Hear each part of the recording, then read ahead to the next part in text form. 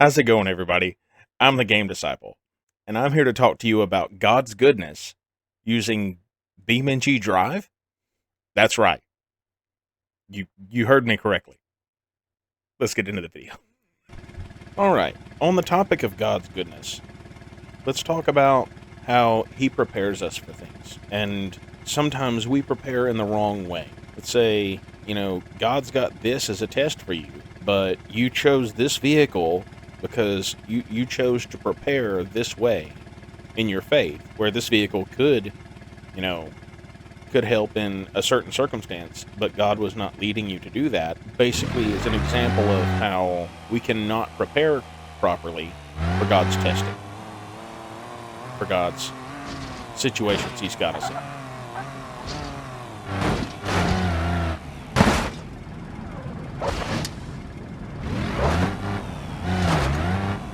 And you can try to recover, you can try, but as you can tell, this didn't work out for you.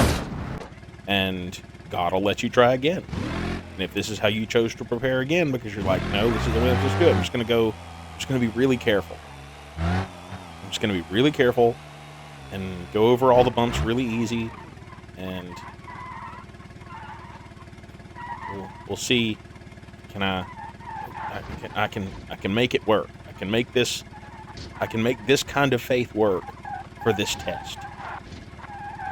It seems to be working. We're just going really slow, and we're just not making much progress. But one slip up, and here you are tumbling and crashing again. Oh no! God's like, all right, let's hit the reset button. He's like, is there anything else you want to do? Let's go back and prepare in a different way. So you're like, all right, that wasn't right. So you think, okay, let's choose one of these things. Let's choose this because it also looks cool. You thought that going through this test this way would be the best way to do it. You've already tried this test. God's already tried to put you through it twice. And you're like, yeah, this is the way to do it right here.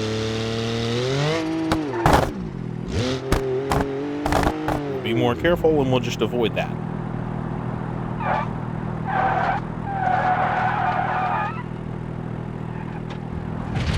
There we go.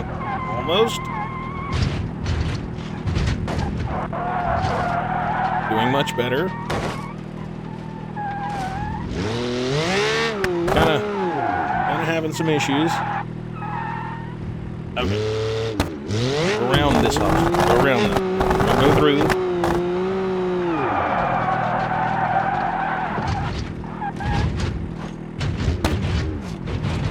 Yeah, I'm doing it.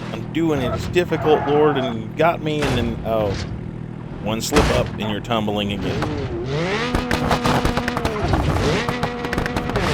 All right, how do you want to prepare this time? All right, let's go. I see that this is a really tough test, and so let's just do the most extreme thing I can possibly do. We're going to come into it, and we're going to have a bunch of stuff laid on our back because we're going to try and weigh ourselves down with all of our personal doubts and stuff like that. And we're weighed down with all the shame and the guilt of failing the test again. We're like, no, this is how I'm supposed to prepare. We're gonna get through this, and we're gonna make it work. And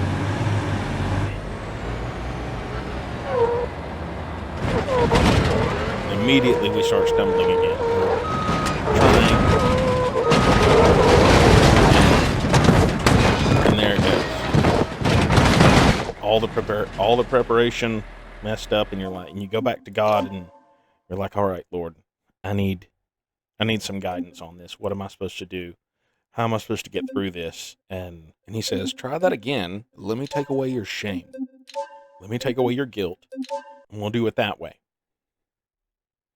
So you're still going the most extreme route you possibly can, trying to prepare for anything and everything. Now you don't have the shame. God's restored you. You're going to avoid that obstacle. And immediately you're over preparation.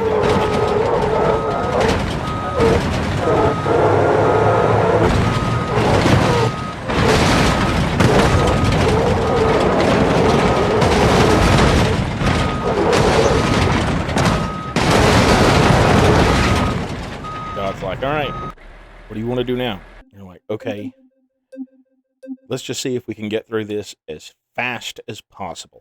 See if we can just try hard enough and go faster, we can get through this fight.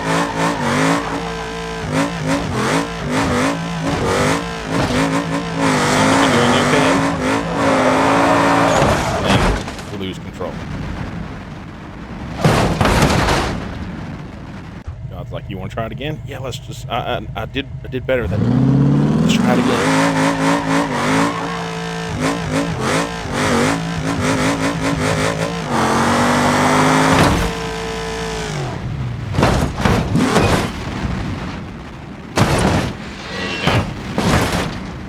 A lot further, but you definitely still crashed out.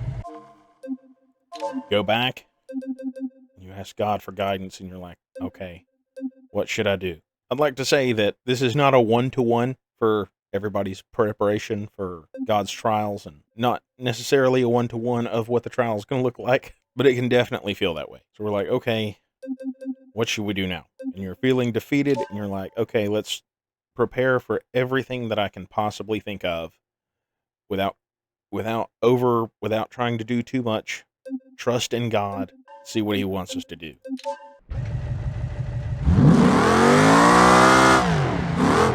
Take off. We're able to slow down and stay fairly stable.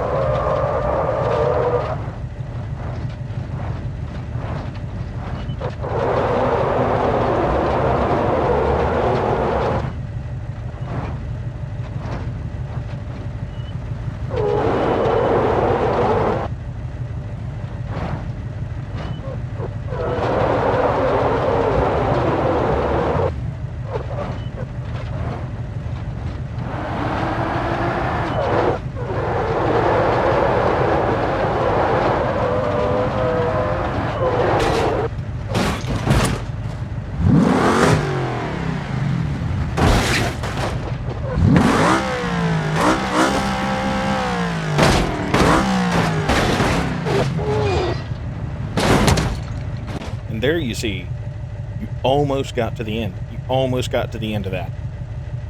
But you failed almost at the very end, almost at the finish line. But ultimately, God's not always testing to see if you can get through. But if you're willing, trust him to help you. God wants to see if you'll trust him in it.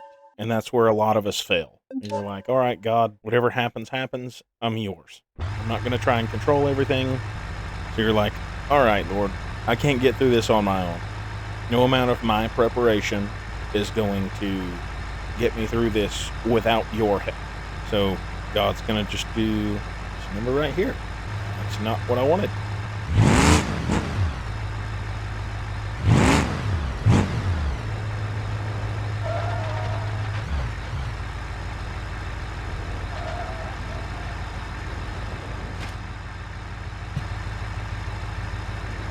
Whenever you need to slow down,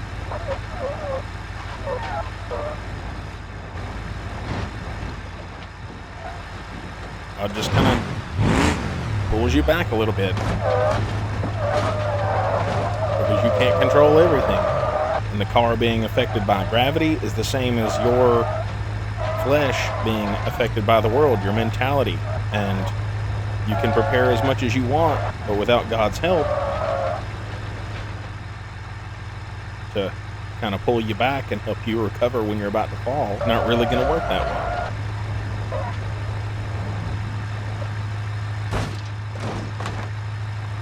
Like, all right, settle down. I know you messed up there. It's all right. Keep going. You're like, all right, Lord, I'm kind of beat up here. Can I get some help, Lord? And it's like, yeah, I'll heal you. Now you're back right back to the same condition you were in spiritually when you started. Maneuvering around the obstacles, around the tests. Oh no, you're spinning out. I was like, I got you.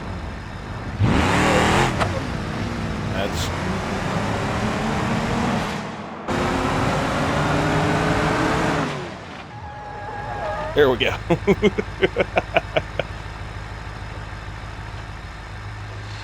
And There.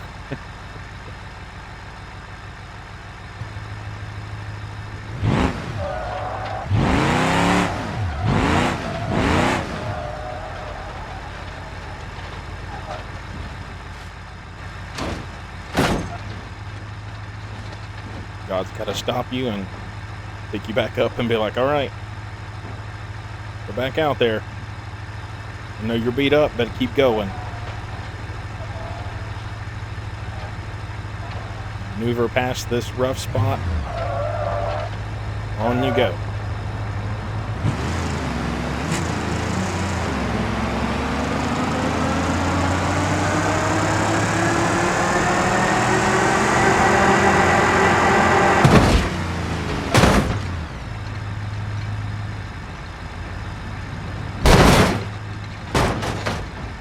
Get to the end, and you're like, oh my gosh, how did I do that? I didn't do it, God did it. And you're kind of beat up, and things seem to be messed up, and God's like, you know what? You're fine. Get back up. Go to the next challenge.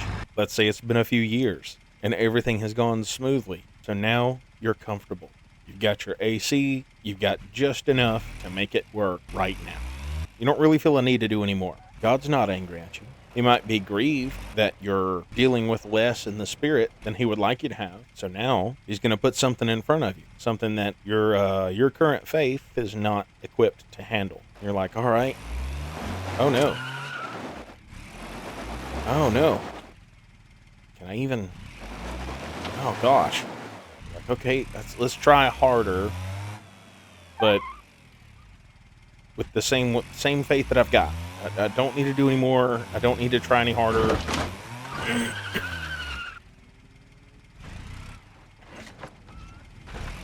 You just don't feel the drive to actually try in your faith.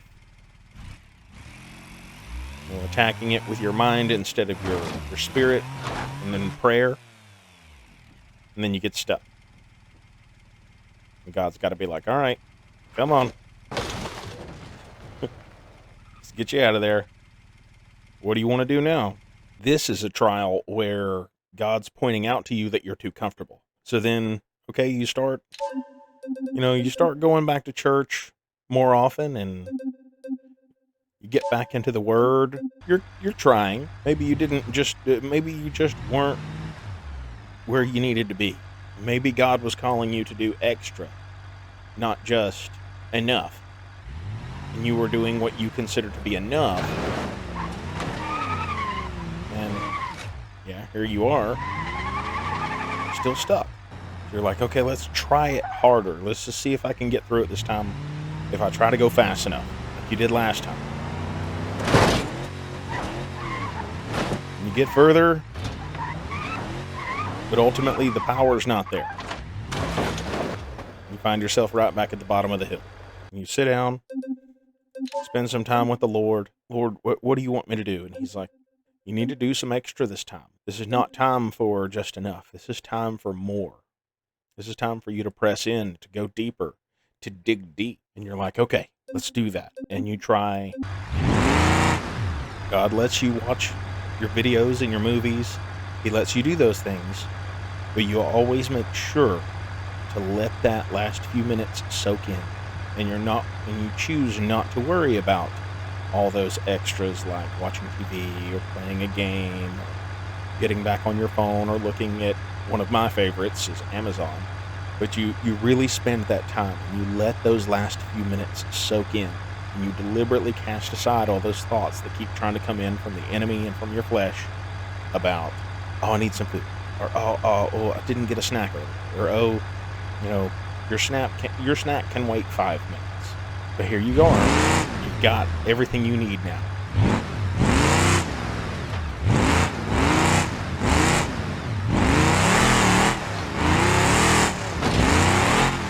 And it's still not enough. And you're like, all right, Lord, I need some help here. Picks you back up.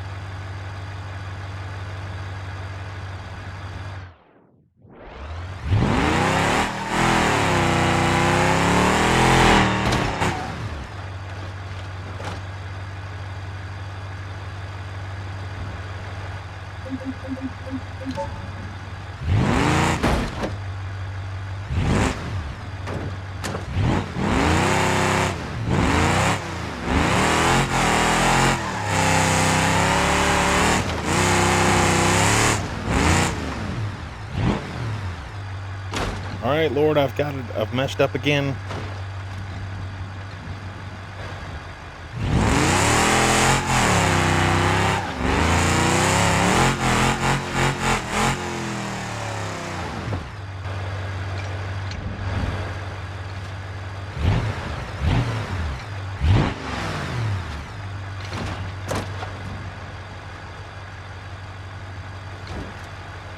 God gets you. He helps you. You're like, God, we're at this gap here. What do I do now? He's like, I've got you. God's like, keep going. Keep trying.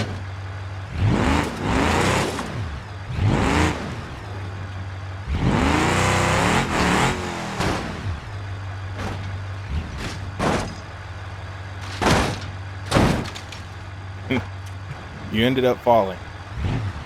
But God was able to recover you on the way down. When you get to the bottom, you're in a nice, smooth, green place. You ask God to restore you. And there you go. None of this is possible without God's goodness.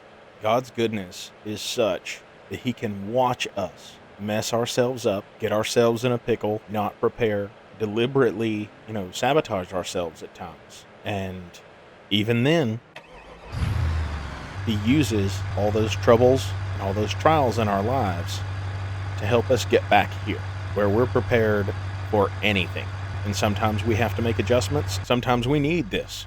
Sometimes this is what we have to be. We have to be that utility. We have to be helpful to others and not just there for ourselves. We're like, Lord, where was all that extra we had before?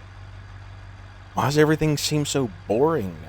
Well, that's a test too, because not everything is this big obstacle for you alone to get over. Sometimes you're there to assist others through their troubles. In fact, you're not sometimes there. You should be there when God calls you to, which for some people is all day, every day, and for some people is occasionally, not because they're better or worse, but because usually God has called them to different purposes.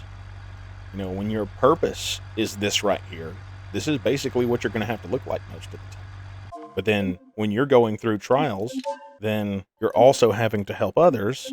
You'll end up looking a lot like this,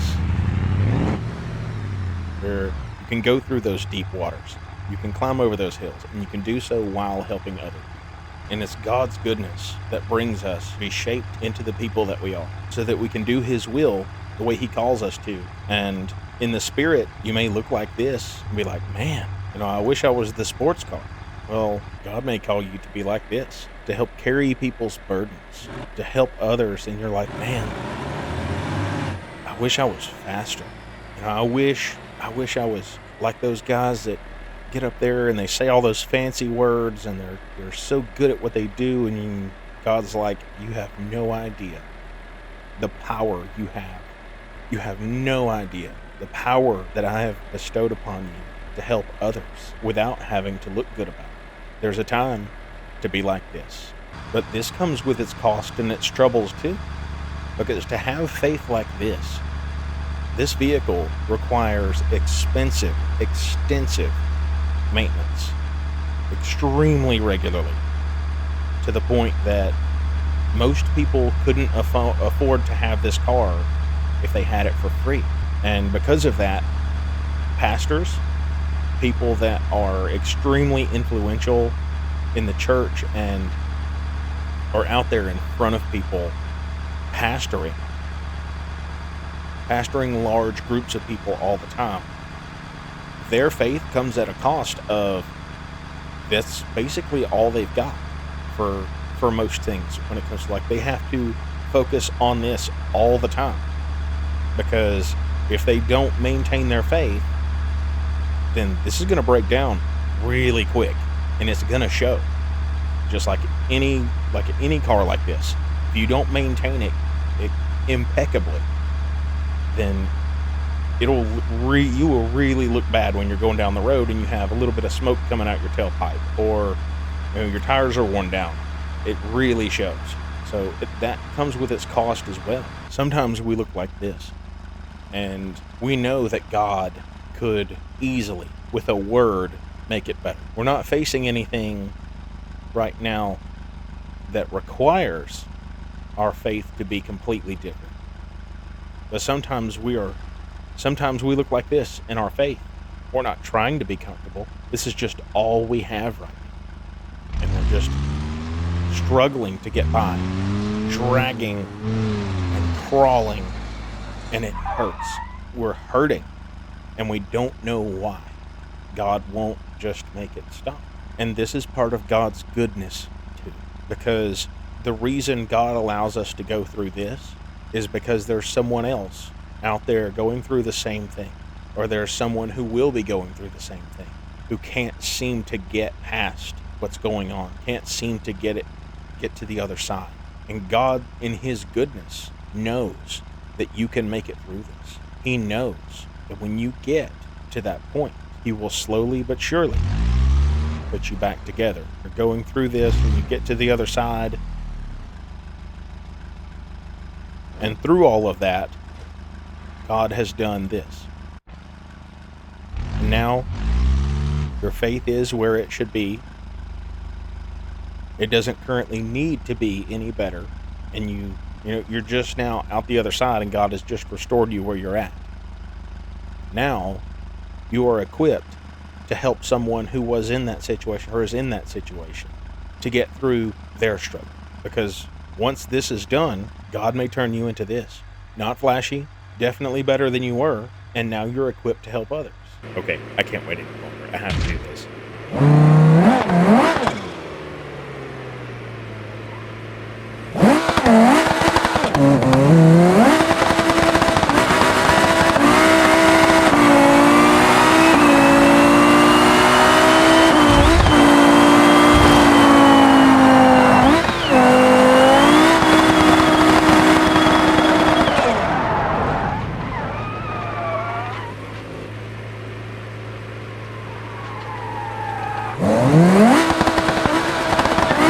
Oh gosh, I can't see.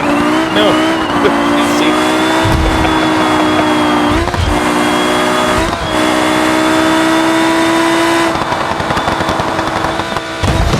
Oh.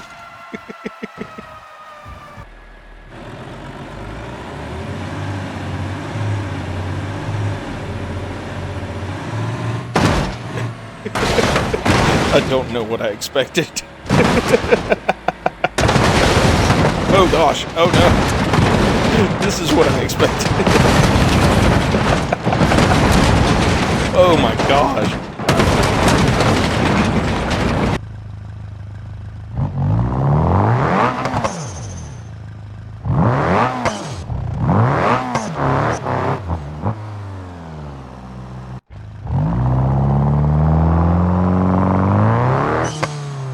What is this? Oh, I know what I have to do. I know what I have to do.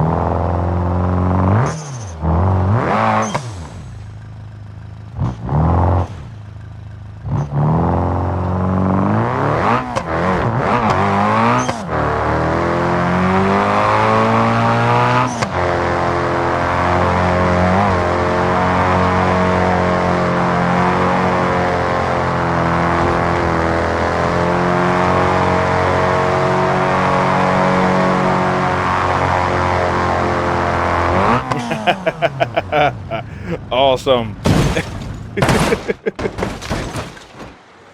Oh man, stop it. Stop it.